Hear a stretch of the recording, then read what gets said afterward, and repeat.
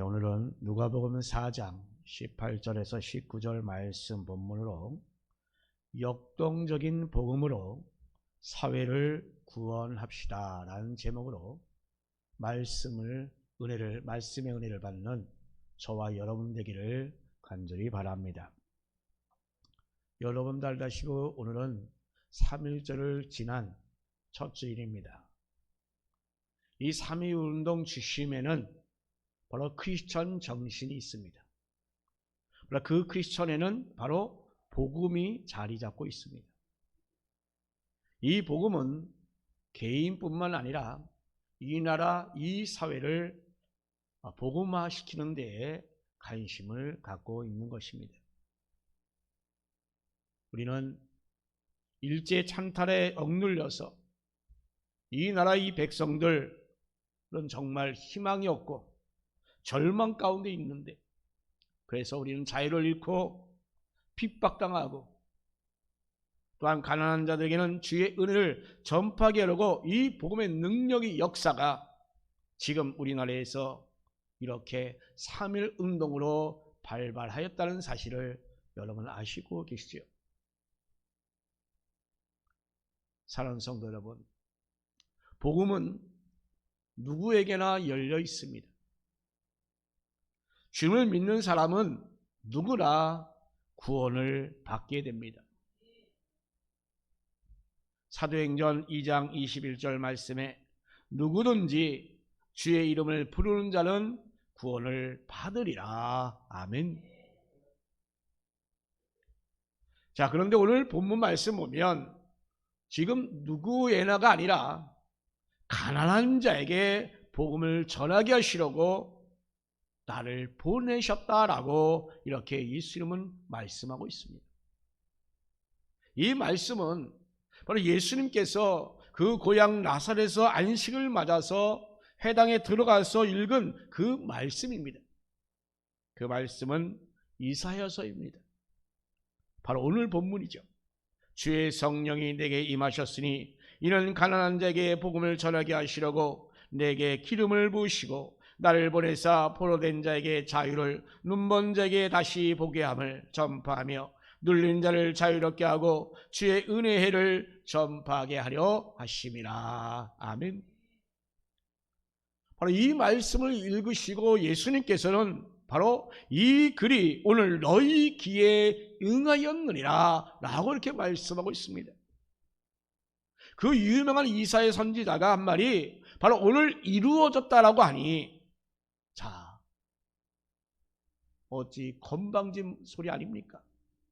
그 나사렛에서, 나사렛이 누구예요? 어디예요? 예수님의 고향이에요.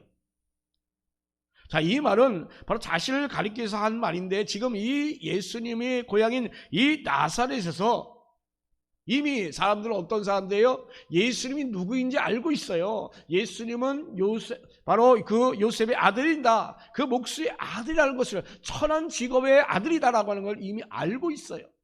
그의 성장 과정도 다 알고 있어요. 그래서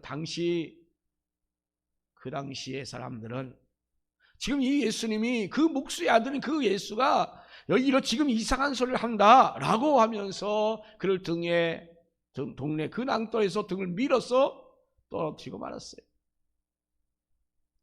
자, 여러분, 우리는 여기서 예수님께서 왜 지금 이 이사야 글을 읽으셨을까 하는 겁니다. 그리고 그 글은 과연 무엇을 가리키고 있는가 우리 한번 생각해 보고자 합니다. 첫 번째로 우리는 예수님의 의도를 먼저 생각해 봐야 합니다. 자, 왜 하필이면 지금 이렇게 이사야서를 읽었을까? 그리고 그 이사야 중에서도 왜 하필이면 이 본문을 읽으셨을까? 복음이나 메시지의 내용은 성경 여기저기 참 많이 나타납니다. 지금 이사야서만 놓고 보더라도 이미 가장 먼저 53장에서 나옵니다. 그는 연한 순 같고 풍채도 없은즉 흠모할 만한 아름다운 것이 없도다. 그는 멸시를 받아 간고를 많이 겪었으며 질고를 아는 자라. 그가 찔림은 우리의 허물 때문이요 그가 상함은 우리의 죄악 때문이라. 우리의 모두의 죄악을 그에게 담당시키셨더라. 아멘. 바로 여기에는 지금 예수님께서 죄인인 우리를 구원하기 위하여 당하신 그 고난에 대해서 잘 나타나 있습니다. 즉 죄인의 인간을 바로 구원하신 것과 관련된 그 메시아 본문으로서 가장 먼저 지금 이사야서 53장에 잘 나타납니다.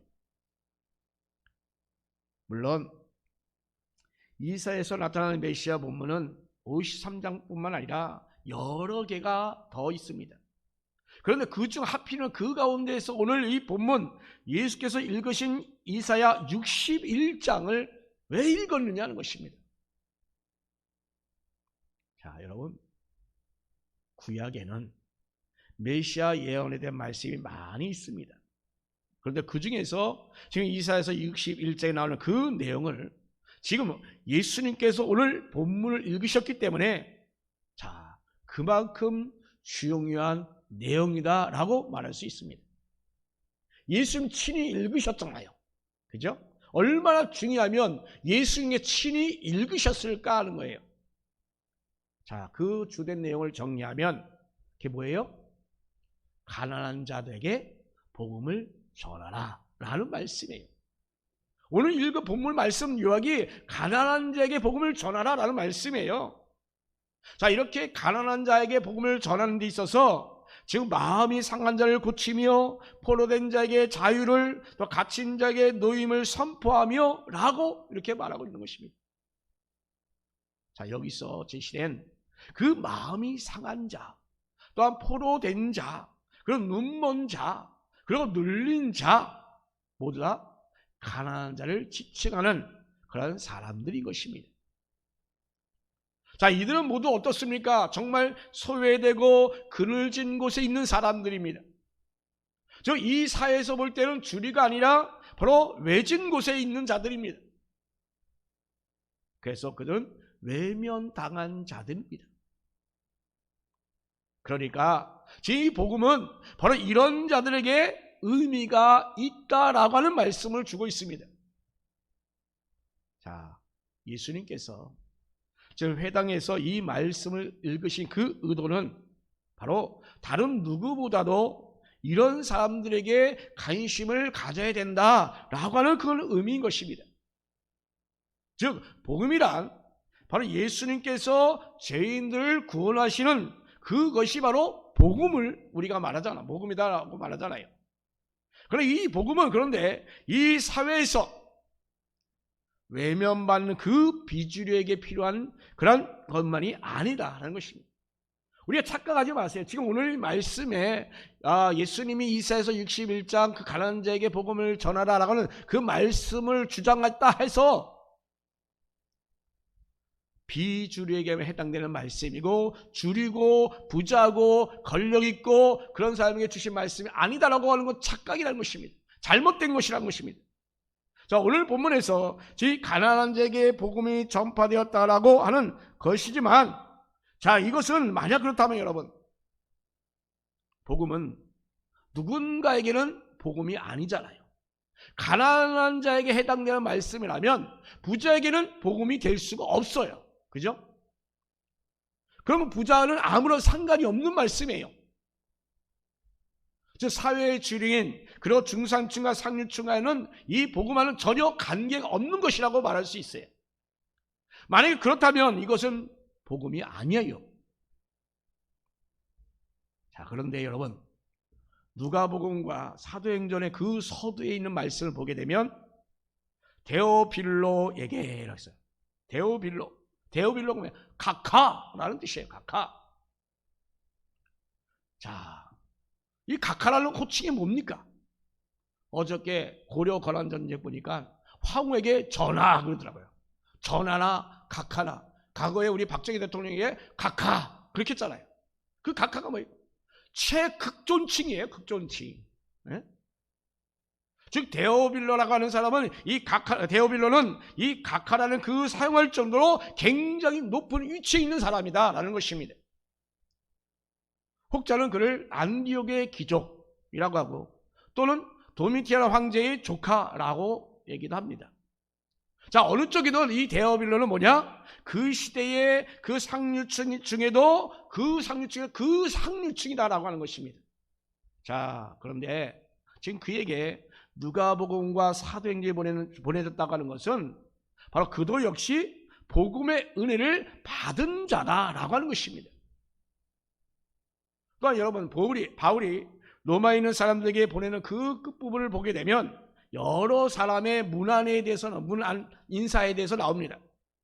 그 중에 온 교회를 돌아봐주는 가이오, 그리고 이성의 재무부 에스라, 그리고 형제 바로 이 구아도라고 나오는 것이 나옵니다.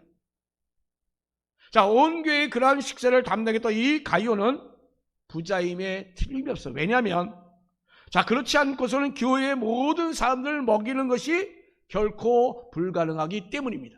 부자이니까 가능하잖아요. 또한 에라스도는 이 고린도 도시 재무관입니다. 그러므로 고위직이 틀림이 없습니다. 자, 그런 자의 동생이니 이 구아도도 역시 상류층이다 마찬가지인 것입니다. 자, 그런데 이 바울이 지금 이 성도들에게 이들의 그 안부를 전하는 것을 보게 되면, 자, 지금 바울의 그 복음 사역에서 매우 중요한 인물인 것을 알 수 있습니다. 그리고 그들은 복음의 일꾼인 것을 우리는 알 수 있습니다. 자, 지금은 그렇게 단지 그게 몇 사람만 여러분에게 예를 들었습니다만 이들은 모두가 누구예요? 부자였고 고위층이었습니다. 자, 지금 말 그대로 이 사회에서의 주류였습니다. 주류. 그런데 이들은 복음에서 제외됐나요? 아니, 오히려 그들은 이 복음에 깊숙이 바로 관계를 가지고 있다라는 것입니다. 자, 이렇게 이 복음이란 부자와 가난한 자를 차별하지 않습니다. 가난한 자뿐만 아니라 이 부자나 높은 자리에 있는 사람들에게도 역시 복음은 필요합니다.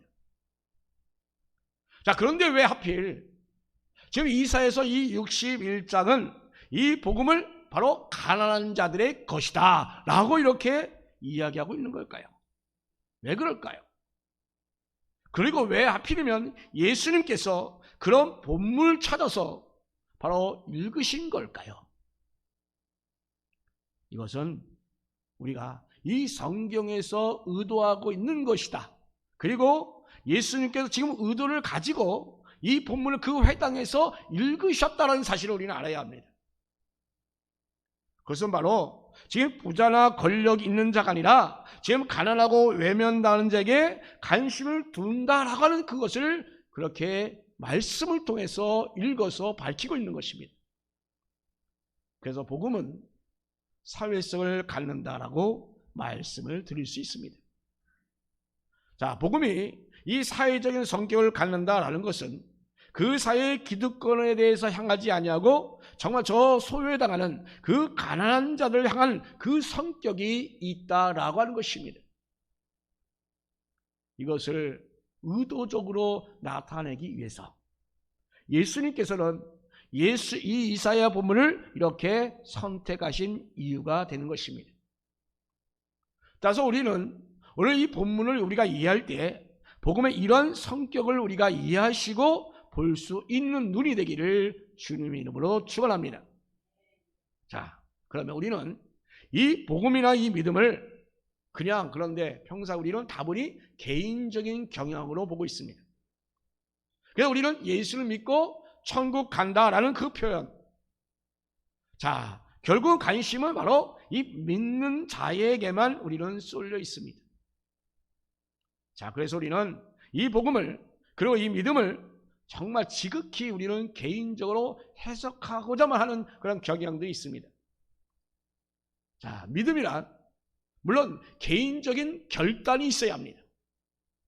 내가 결단하여 내 남편, 내 자식이 구원받는 게 아니에요. 물론 그런 개인적인 결단이 우리 가운데 있어서 내가 천국 가는 것입니다. 그런 개인적인 의지의 결과로 말미암아 이루어지는 겁니다. 그래서 이 믿음을 얘기할 때 과연 믿는 자냐 아니냐에만 우리가 관심을 갖게 되는 경우입니다.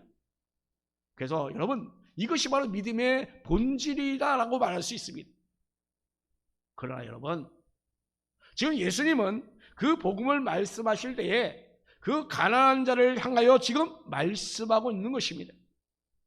따라서 우리는 정말 나 자신이 정말 이 부자이든 간에 가난한 자든 간에 혹은 주류이든 간에 비주류이든 간에 여러분, 혹은 소외한 당한 자가 되었든 간에 여러분, 이 복음을 개인적인 문제로 여길 것이 아니라 이 사회를 위한 그 구원의 문제로 우리는 넓게 받아들일 수 있어야 합니다. 자, 오늘 홍장로님께서 기도하실 때에 계양구 서구를 성시화시키는 그런 기도했어요. 그게 뭐예요? 이 사회를 복음으로 다 주님의 복음을 전하고 모든 자들이 복음으로 들어오게끔 하는 그 기도 아니에요. 그게 바로 이 사회의 구원입니다. 사회의 구원. 즉 가난한 자들의 구원에 관심을 가진 그 예수님의 의도를 우리는 절대 간과해서는 안 됩니다. 우리는 이러한 주님의 그런 의도를 우리가 제대로 파악하시고 우리 역시도 바로 가난한 자들의 그 구원에 우리 또한 관심을 가져야 합니다. 두 번째로, 그럼 왜 가난한 자인가를 우리는 생각해 봐야 합니다. 자, 이 세상에 있는 모든 것들은 다 하나님의 피조물입니다. 우리 인간이 피조물 중에는 최고의 걸작품인지 몰라도 인간 역시도 하나님의 피조물입니다. 우리 하나님께서 창조하신 이 세계에 대한 하나님의 그 뜻은 바로 이 세상에 창출되는 여러 많은 유익한 것들을 서로 모든 피조물들에게 공평하게 나누고자 한 것입니다. 그래서 모두가 다 복된 모습이 되어야 합니다. 그런데 지금 피조물된 인간이 타락해버렸어요. 그리고 그 타락으로 말미암아 지금 이 부나 자원이나 권력을 독점하는 일이 생겼습니다. 힘 있는 자가 더 많이 가지는 것을 일반화시켜버렸어요. 그래서 자본주의, 신자본주의 라는 얘기가 지금 나오잖아요. 이제는 자본주의에서 머무르는 게 아니라 신자본주의예요. 자, 부자들만 부자 되고 잘 먹고 잘 살고 우리끼리만 잘 먹고 잘 살자라는 게 신자본주의예요. 지금 미국이 그걸 앞장서 나가잖아요. 지금 과거에 FTA든가 그런 게 다 망가지고 있잖아요.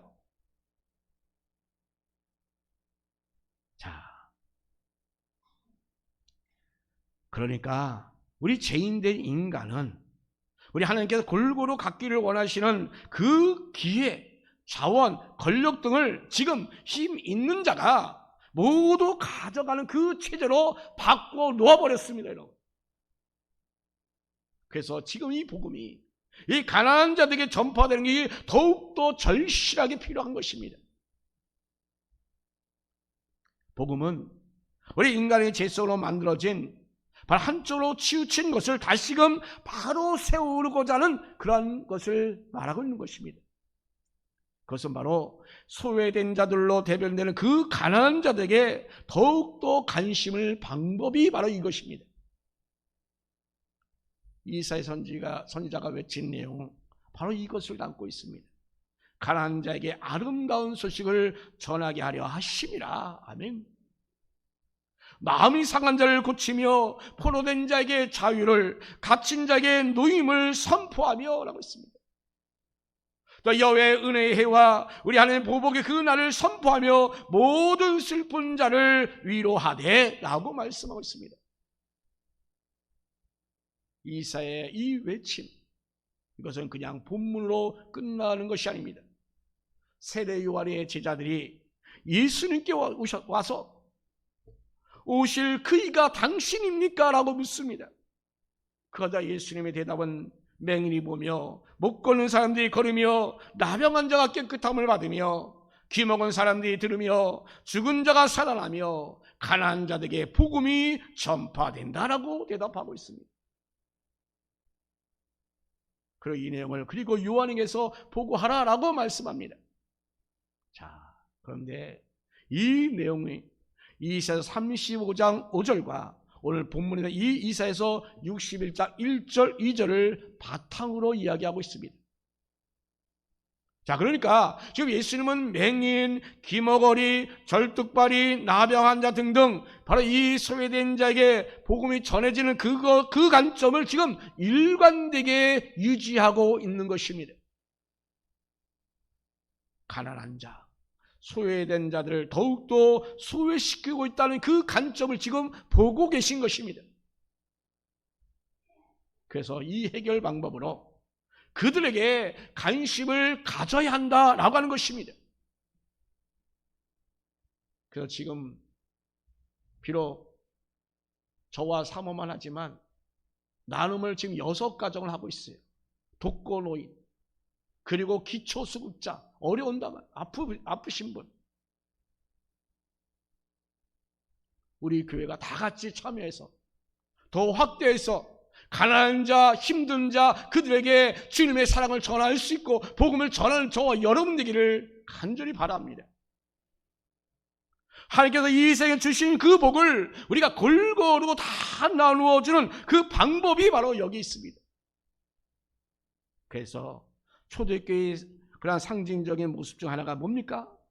바로 그것은 재산을 다 교회에 들여서 가난한 자들과 함께 나누는 그런 모습입니다. 저 구원파 하나님께 오잖아요. 그들의 특성이 뭔지 아십니까? 재산을 다 갖다 바치라고 했습니다. 좋은 의도로 감사함으로 바치면 되는데 그래야 된다. 이미 세상은 이제 자기 시대에 끝나니까 필요 없다. 다 바쳐라. 일부 바치고 안 바쳐서 안 바친 사람 어떻게 합니까? 법적으로 증여를 합니다. 그 공증까지 하고 그걸 갖다 줍니다. 자, 어찌 보면 그것이 정말 좋은 의도로 그리고 또한 여러 가지 많은 그런 강제적이 아닌 것에 의한다면 좋은 것입니다만 그것을 위해서 나눌 수 있다면 다시 통용한다면 얼마나 좋겠습니다만 그러나 결과적으로는 지금은 이요한의 배만 채우고 있습니다. 땅을 여기저기 사들이고 연금을 100억이나 들어놓고 지금 그런 실태예요. 나누어줘야 되는데 나누어주지 않아요. 방법이 어떻든 나누어줘야 되는데 나누어주지 않고 있어요. 여러분, 믿음은 물론 개인적인 것이 분명합니다. 개인이 믿지 않으면 복음은 그 믿지 않는 자에게 아무런 능력을 발휘하지 못합니다. 여러분, 우리는 하나님 앞에서 우리는 단독적으로 정말 하나님께 1대1로 믿음으로 고백해야 합니다. 하나님은 정말 믿음을 갖지 않으면서도 그냥 집단으로 물어가는 것을 절대로 허락하지 않습니다. 여러분, 믿음으로 이 자리에 있지 않으면 하나님께 절대로 허락하지 않는단 말입니다. 내가 지금까지 어렸을 때부터 교회 나왔으니까 30년 40년 교회 다니면서 그냥 주일 됐으니까 시간이 나니까 교회 온다. 그런 식으로는 절대로 하나님께서 허락하지 않는단 말이에요. 믿음으로 지금 이 자리에 나와서 하나님께 고백해야만 되는 것이에요. 여러분, 이 자리에 그냥 왔다면 회개하시기 바랍니다. 회개하시고 이제는 하나님께 결단적으로 고백하는 신앙으로 나아가시기를 주님의 이름으로 축원합니다. 우리는 전통적으로 그래왔듯이 우리가 복음 전할 때 우리가 개인에게 회개하라고 예수를 믿고 영접하라고 우리는 권면하고 있어요. 이것이 바로 복음의 특징이고 복음의 본질입니다. 이 모습은 그런데 절대 변하지 않습니다. 그런데 지금 이 복음의 사실성에 대해서 이야기했다고 해서 그 복음의 개인적인 그 부분을 약화시키는 것은 결코 아닙니다. 예수님을 믿어야 한다는 그 자체는 아무리 강조해도 지나칠 수가 없습니다. 그런데 그렇게 강조하는 것에만 우리는 머물러서는 안 됩니다. 우리 예수님께서 왜 이렇게 굳이 지금 이 이사야서를 골라서 읽으신 이유, 여러분 그것을 외면하지 않아야 합니다. 그것은 바로 하나님이 뜻인 것입니다. 그리고 그 복이 바로 모든 피조물들에게 골고루 나누어진 그 세상을 만들어가는 것 역시 바로 하나님께서 바라시는 일인 것입니다. 이런 하나님의 뜻을 우리가 이루기 위해서 이미 가진 자보다는 소외되고 그늘진 그러한 가난한 자들에게 우리가 더욱더 관심을 갖는 것, 이것이 바로 하나의 방법인 것입니다. 여러분, 지금 이 다남동에는 거짓 선지자와 거짓 집단들이 지금 위협을 하고 있습니다. 이미 건축 인허가 다 받아서 3월 달부터 공사가 시작된다고 합니다. 여러분, 그 가운데 있는 이 다남동 주인, 그 다음에 그것이 세워지면 계양구까지 영향력이 뻗칩니다. 그들의 교인들이 이 땅에서 숙식을 하면서 거주하면서 이제 본격적으로 그들의 확장을 위해 나갑니다. 여기에 휘말리는 불쌍하고 정말 나약한 자들, 그들을 정말 우리 하나님께서 긍휼히 여기셔서 정말 바른 진리와 그 말씀으로 구원할 그 시급할 때가 지금 도래했습니다. 이를 위해서 우리는 모험을 다, 우리 모두가 마음을 합해야 합니다. 뜻을 합해야 합니다. 그리고 우리는 복음을 전해야 합니다. 이제 머물거릴 이유가, 그런 시간이 없습니다.